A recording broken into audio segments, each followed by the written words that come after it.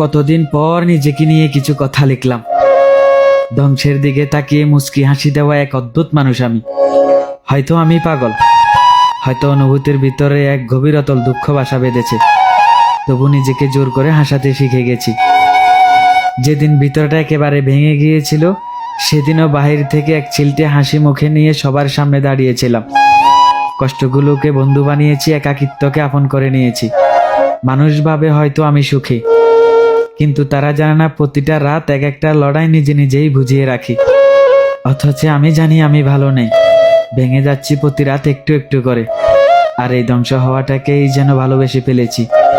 আমি সেই মানুষ যে হার মানার আগেই হাসি, কারণ আমি জানি কান্না দেখিয়ে কোনো লাভ নেই। এই পৃথিবী শুধু শক্তদের মনে রাখে, দুর্বলদের নয়। তাই আমি অদ্ভুত, আমি অনুভূতির আগুনে পুড়ে যাওয়া এক নীরব যোদ্ধা।